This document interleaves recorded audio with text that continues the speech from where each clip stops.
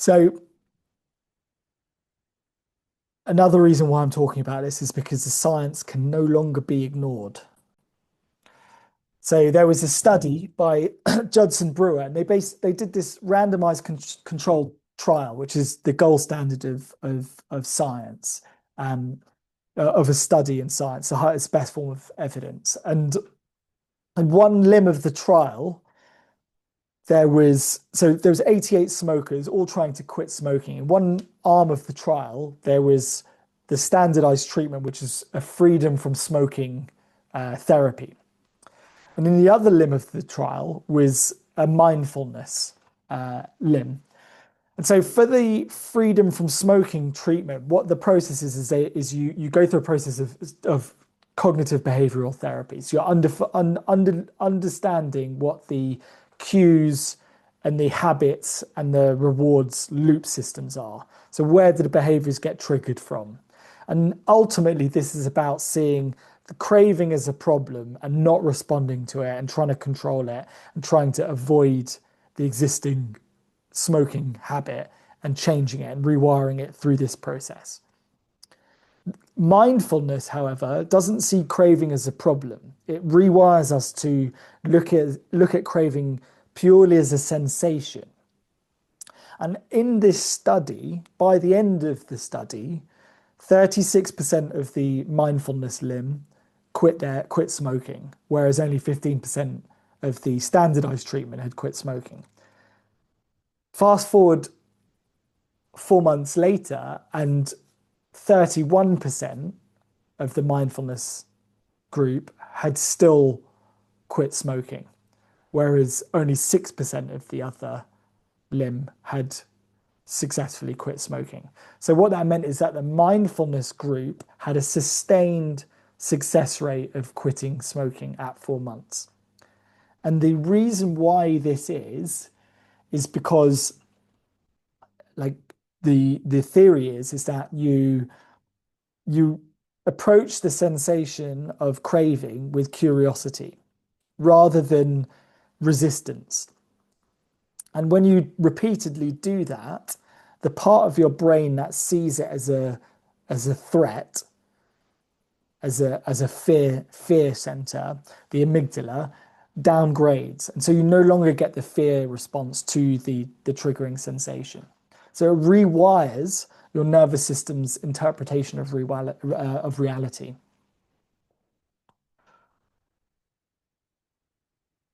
So from this talk, there's a couple of takeaways that will be useful. The first one is to understand how the nervous system works optimally. The second one is to understand why stress stops it from working optimally. And then finally is the impact of stress on our health and well-being. And if you're able to take this knowledge and apply it to how you reduce stress, how you can reduce stress in your life, that's the most important component of this, is applying this knowledge. And we'll have a couple of prompts for you to do so. So the part of the nervous system we're talking about is the autonomic nervous system, which is the unconscious, involuntary part of the nervous system that essentially dictates our response to stress. It helps us with our daily activities. It also helps us repair. And there's two components. So the first one is the sympathetic nervous system, the SNS. And for the SNS, so we'll do this a bit interactively. So for the sympathetic nervous system, what happens when we're in a sympathetic state is, I'll just share this with you,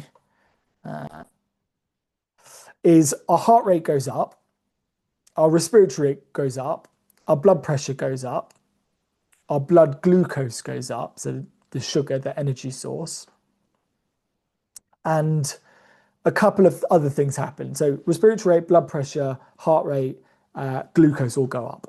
Then our blood gets diverted away from the reproductive system, the digestive system, so they're non-urgent functions, and we get a suppression of our immune system as well, so that we reduce inflammation and we don't respond to unnecessary acute stress. and the blood gets diverted to our brain and our muscles.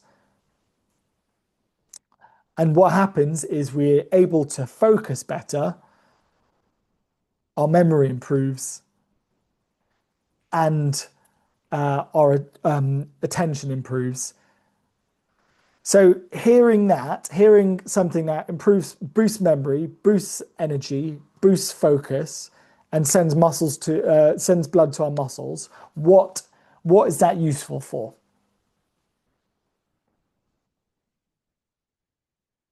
Just shout out some answers. Alertness, focus, memory, Running away, running away, Fighting. fighting.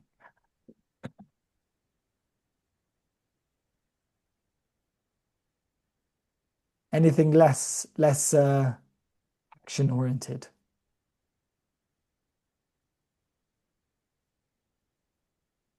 Memory. What do we need memory, alertness, and focus for?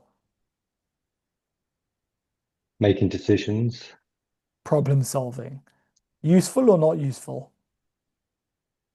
useful. Useful. And when do we need to make decisions?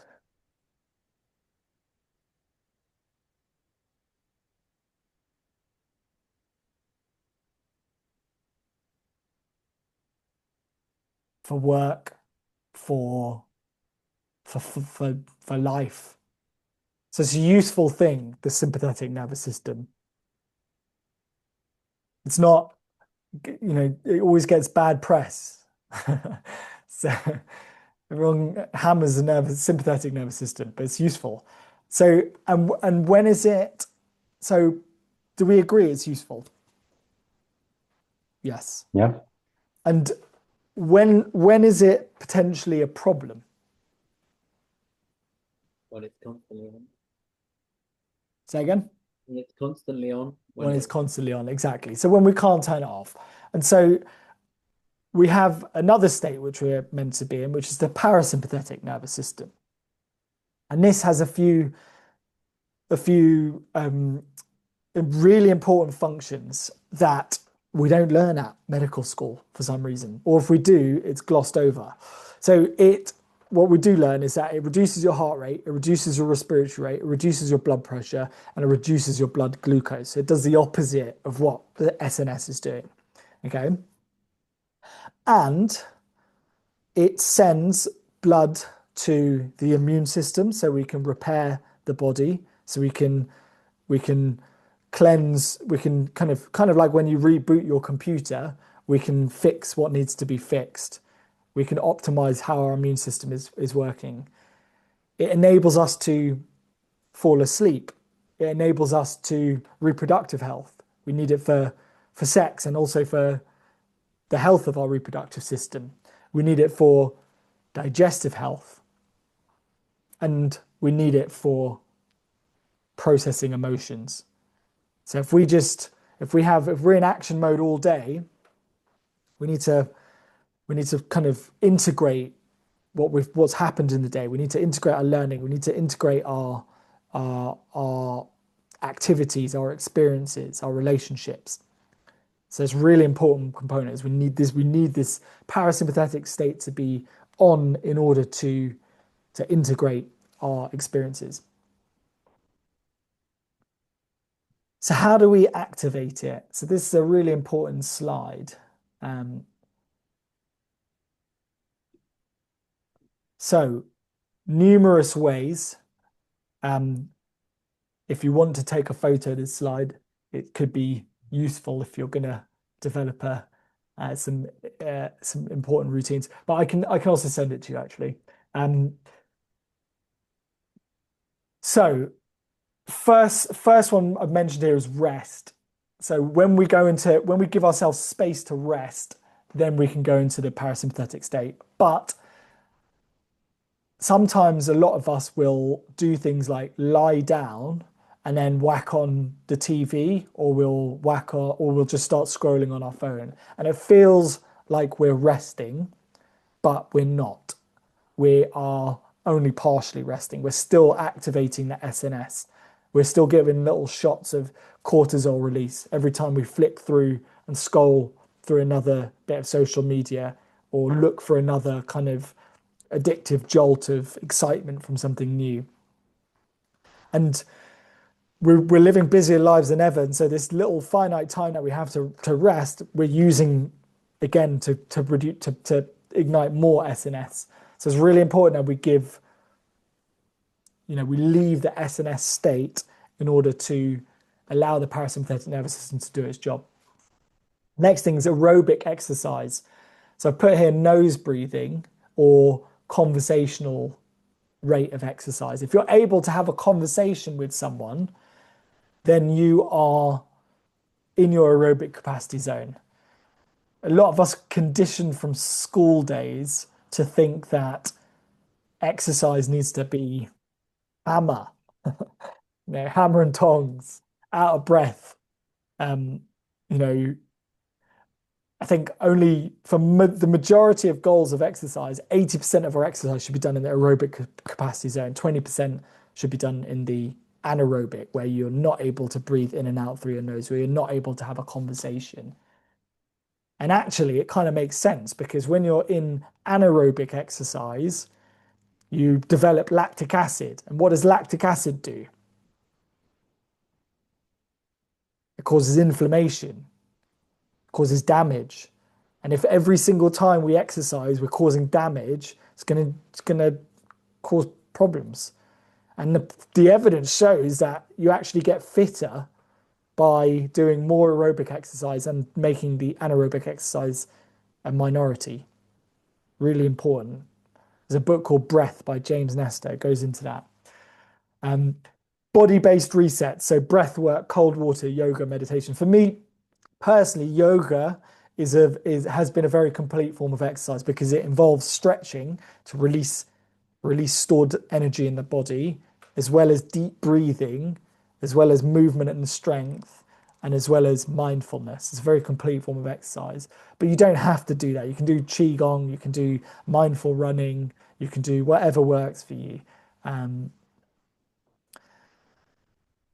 Connection and expression. So when we're together and we're having a laugh, when we're, slapping each other on the back, having high fives, hugging, dancing, singing, all these things that we often forget to do when we're super busy, not prioritize. And then a few kind of practices that a lot of these ancient traditions talk about cultivating: compassion, kindness, forgiveness, and gratitude. And this is proven to put us in a parasympathetic nervous system state by cultivating compassion for ourselves, by cultivating forgiveness. This is why they say forgiveness isn't about the other person. Forgiveness, letting go of resentment for someone else, is not about them. It's about you. Because if you no longer get triggered by that person because you've forgiven them truly, then it calms your nervous system. You don't hold on to it. And then lastly, I put on here is hobbies and creative pursuits. Because when we do things for the sake of doing them, we're not doing them for a gain in status or a gain in reputation or a gain in finances, which is what often, or for improving our careers, we just do things for the sake of doing them. It takes us out of the overthinking, stressful parts of our minds into the calming, relaxed state of minds. Okay, let's do a physiological sigh together. So a super powerful way of regulating the nervous system. Even 3 rounds can significantly increase our PNS activation, parasympathetic nervous system activation. So we'll do this together. You can do this at any time in the mornings, before presentations, if you're just feeling a bit overthinky. And ideally you do 10 of these, but 3 is fine. So we'll do 3 together now. So deep breath in through the nose. Extra sip through the nose. And then slow exhalation through the mouth.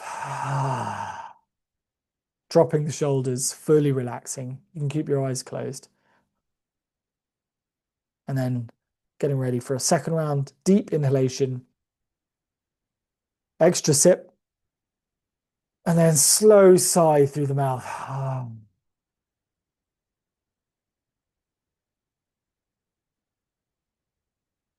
And then getting ready for the final sigh. Deep inhalation through the nose. Extra sip. And then slow sigh. And just keep your eyes closed for a moment. See if you can relax a little bit more around the eyes, forehead, jaw, neck and shoulders. And then slowly coming back.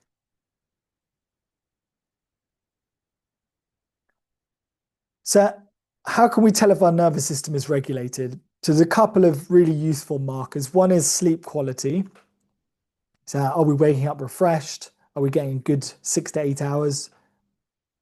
And then the second thing is we can use these smartwatches, which are a double-edged sword, to check our heart rate variability.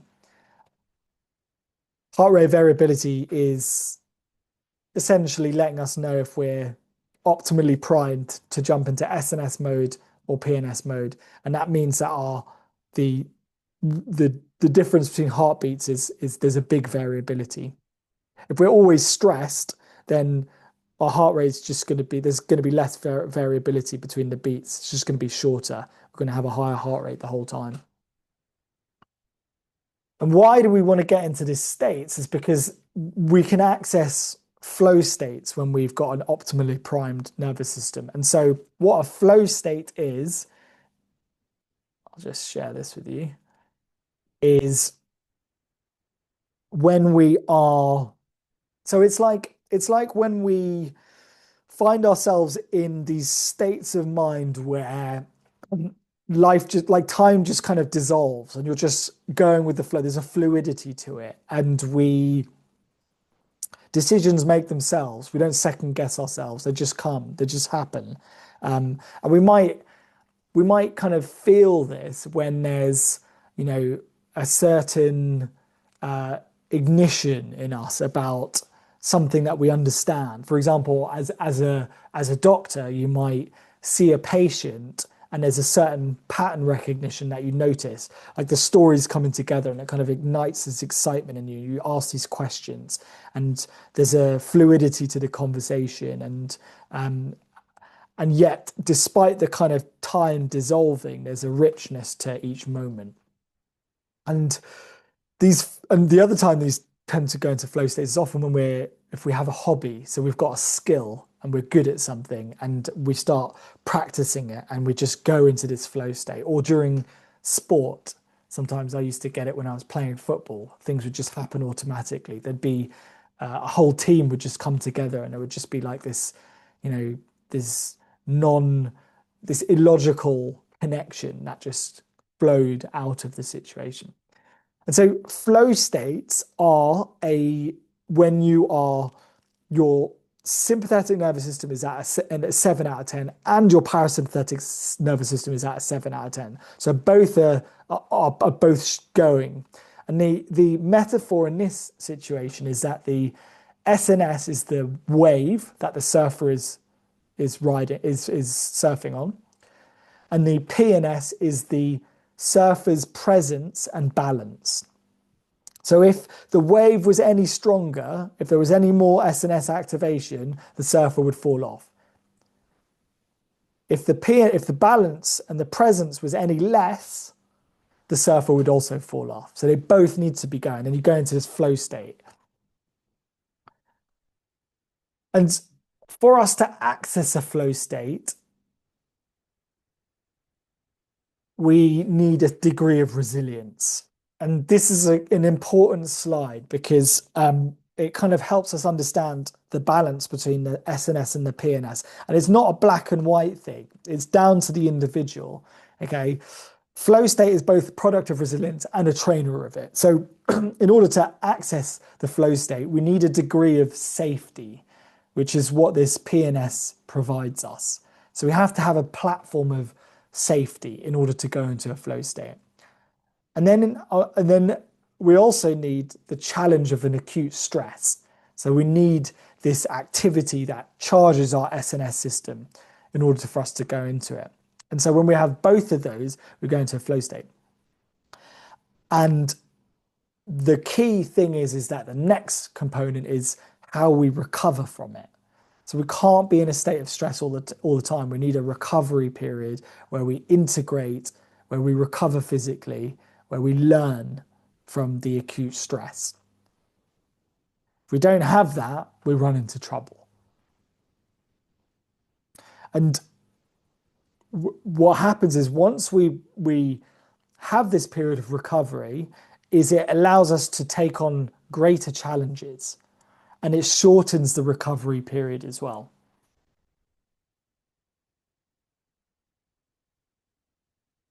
Okay, so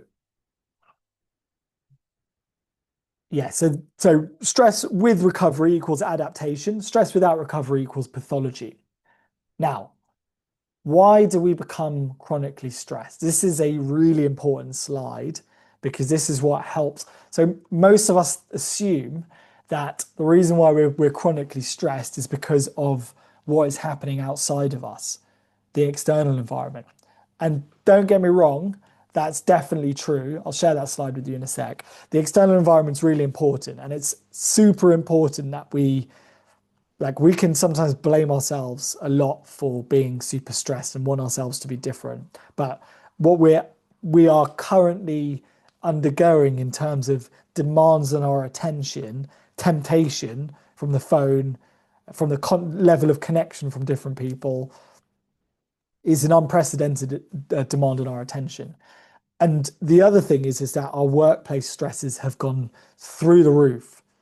Like we didn't used to have this constant demand from work. There's no boundary between work and leisure anymore. Like it's just, you can work all day. You can answer your emails all day. So the environment is super important. I want us to make sure we fully acknowledge that. And I also want us to recognize that the way through this is to be compassionate to ourselves and other people because of the context of the world we're living in at the moment. But the other component to this is that is often neglected is there's numerous factors. I'll just share the slide again. So there's developmental. So as a child, we often need parents to help us regulate, because we don't know what's dangerous and what's not. And so if we don't have a parent telling us you're okay, this is safe, you're safe, everything's okay, we don't co-regulate. And so we get trained to be in this state of hypervigilance. And that often manifests through a state of heightened reactivity. So we overreact to stimuli that shouldn't trigger us. We have difficulty calming down. We may be oversensitive to pressure or feedback because we're always running on the edge of our capacity zone. Psychologically, so this is super interesting. We're going to go through this throughout the course, is fears of failure, fear of judgment, fear of abandonment, limiting beliefs. For example, you may believe that, so for example, for me, there has been an association between effort and self-worth. How hard am I working? There's been this kind of subtle pattern that I have to be working hard in order to feel worthy. So these are subtle psychological kind of conditions that have been developed in us. And then there's things that we'll talk about: poor sleep, poor diet, irregular routines, that sort of thing. And then the last thing to mention is if we don't know ourselves and we believe that to be valuable, we need to do what society tells us is valuable. So that would be, you know, have a flash car, make lots of money, all these sorts of ideas. Have a, sexy job title like a plastic surgeon. Um, uh, so yeah, but that's fine. You can have the sexy job title. You can keep that. You don't need to change that. But if we understand who we are and what our values are, and we live by those values, there's not this internal dissonance. We don't have this kind of inauthenticity about who we are. We're not putting on a mask. Many of us do that, put on a mask in certain situations because we want to be seen to be, an authority on something.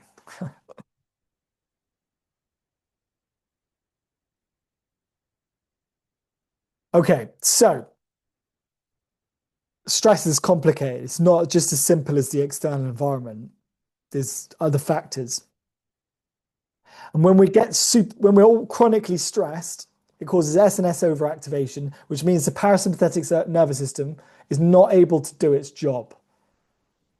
Okay, which, as we discussed earlier, means that the heart rate is going to be raised, the blood pressure is going to be raised, the immune system's not able to repair the body, so we get inflammation in the body.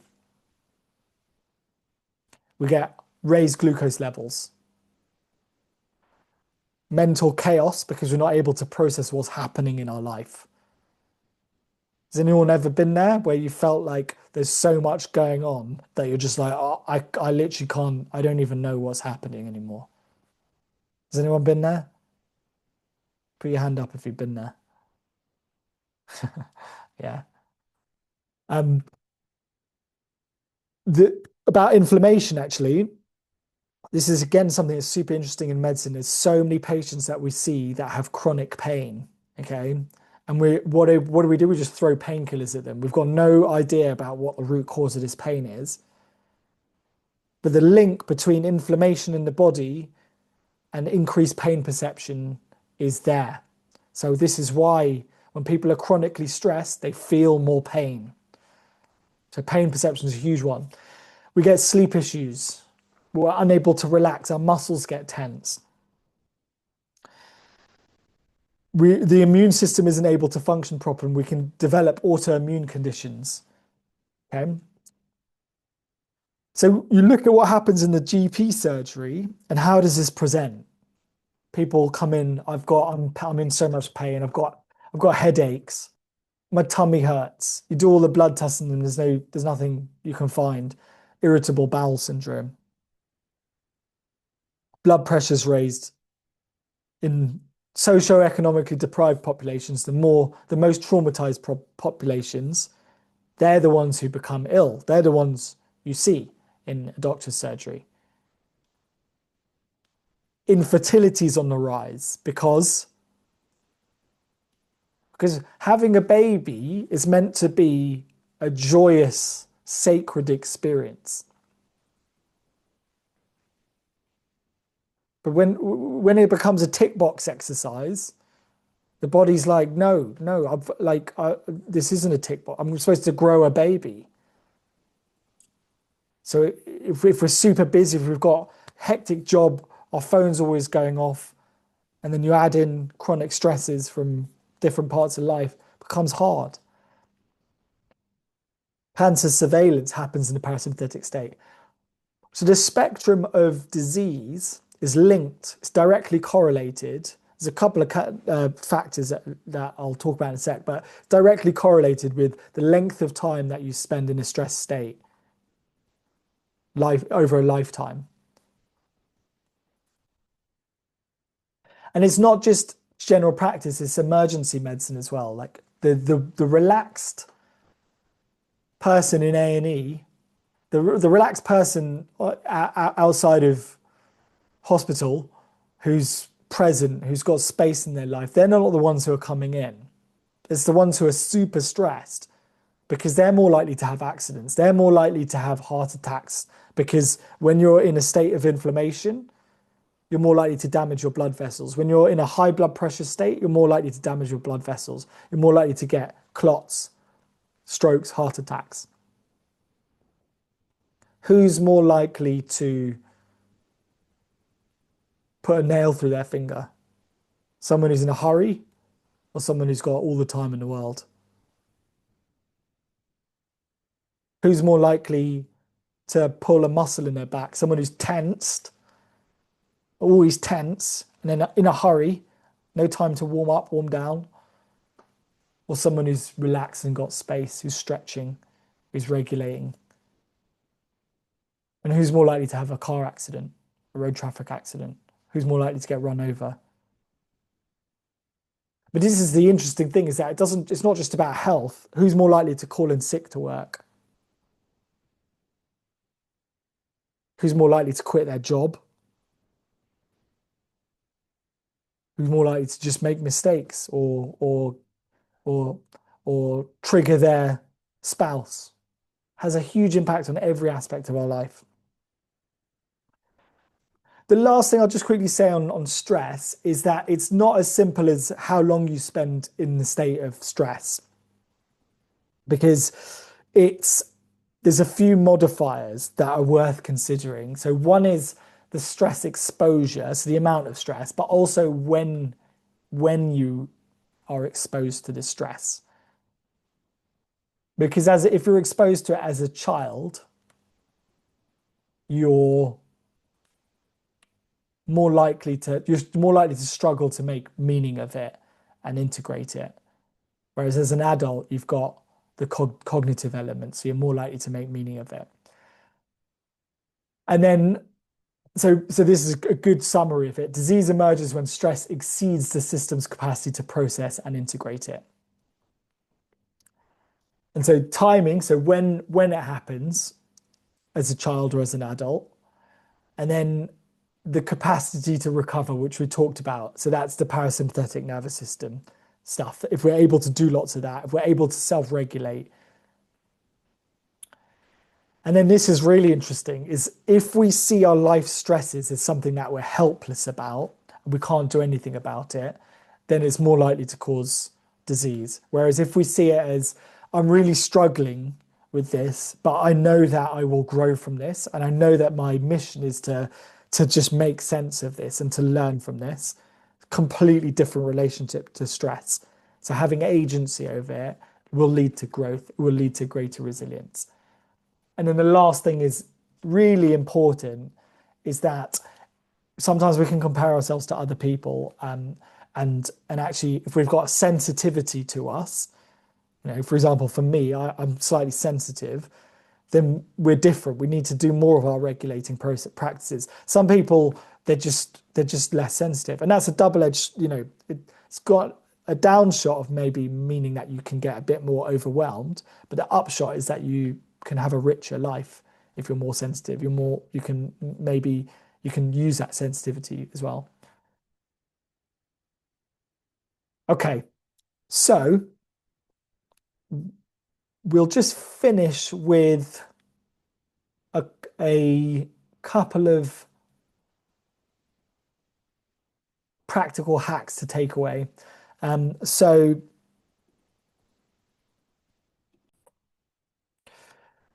these are quick hacks. So we did the physiological side earlier. Another great hack is just to make sure that you get sunlight first thing in the morning. That sets your circadian rhythm off nicely. It means that we start getting cortisol in the morning and serotonin gets released. And that basically means that the body knows, okay, light on my face, it's time to wake up, time to get things going. We've got a certain amount of daylight hours. And at some point, this will, in the evening, mean that your sleepy hormones are released and you go to sleep on time, you feel sleepy. And so we get a good circadian rhythm, we sleep better, and we're happier and healthier and more fulfilled. And then the other two is a cold exposure hack. So just throwing some cold water on our face triggers the mammalian dive reflex. It happens in all animals. Super powerful way of doing it. And then lastly is the 5, 4, 3, 2, 1 grounding exercise. So we'll do that now.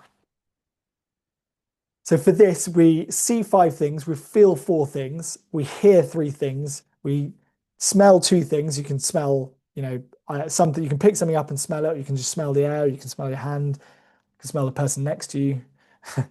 and similarly, taste. You can just see what taste is in your mouth. So we'll start now, and we can just begin by seeing 5 things. So just looking around, noticing. You can label it. You can look at the colors.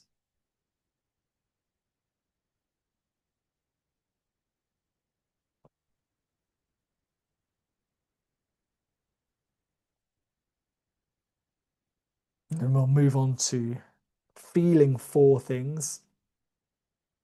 So you can either just feel, for example, the clothes against your body. You can feel warmer or cooler areas. You can feel the breath.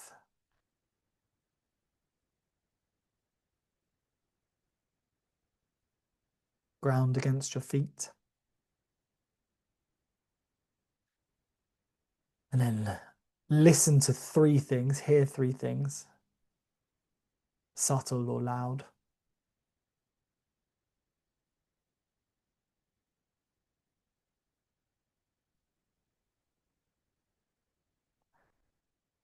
And then smell 2 things.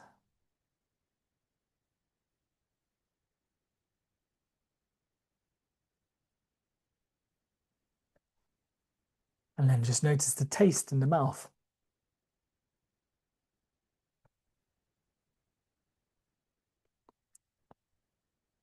And then come back.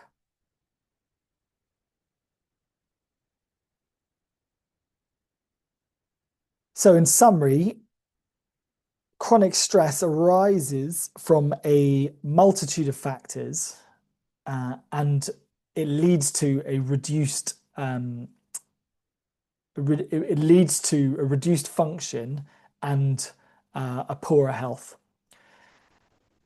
If we have a balanced nervous system between the SNS and the PNS, that enables us to cultivate resilience and access flow states. So